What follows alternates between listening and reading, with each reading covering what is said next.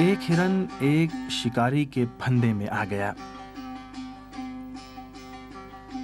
شکاری نے جو ہرن کی خوبصورتی پر فریفتہ ہو گیا تھا، اسے ذبح کر کے کھانے کے بجائے اسے پالنے کا فیصلہ کر لیا۔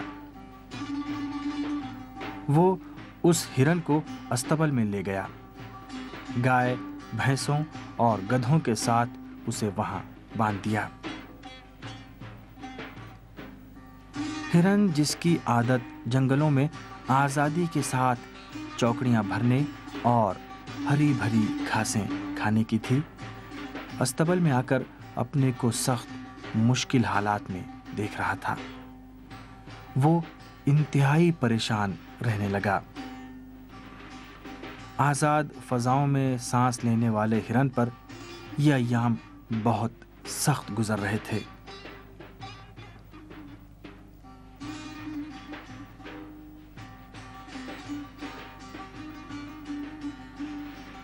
گائے اور گدھے اس کی حالت زار کا مذاق اڑا رہے تھے۔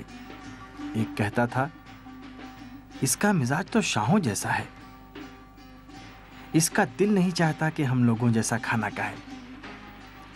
دوسرا کہتا کہ اس کا انجام بھی ہم ہی لوگوں جیسا ہوگا، یہ بیچارہ بھی ہم لوگوں کی طرح بدبو اور گندگی میں رہنے کا عادی ہو جائے گا، اور پھر وہ اس طرح ادائیں نہیں دکھائے گا۔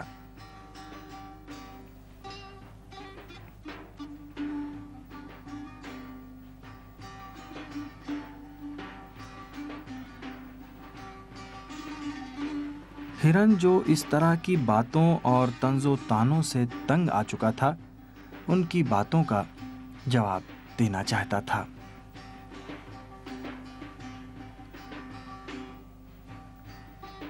آخرکار اس نے کہنا شروع کیا، میں ہوا کی مانند آزاد تھا،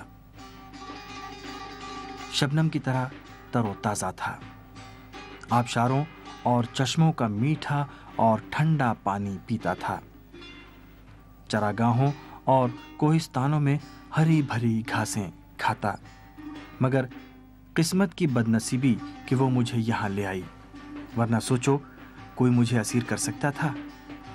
اس کے علاوہ میں قیدیوں اور غلاموں جیسی زندگی کیسے برداشت کر سکوں گا؟ کیا تم لوگ یہ سمجھتے ہو کہ میری ماہیت اور حقیقت بدل جائے گی؟ گائے نے جواب دیا، تم تو مجھ سے افسانوی باتیں کر رہے ہو، یہ تو وہ باتیں ہیں جو فقط تمہارے ہی تصور میں پائی جاتی ہیں۔ ہمیں اپنی یہ زندگی پسند ہے، مگر تم میں غرور ہے، جو اس زندگی کو پسند نہیں کرتے۔ خود پسندی سے باز آ جاؤ اور ہماری خوشیوں میں شریک ہو جاؤ۔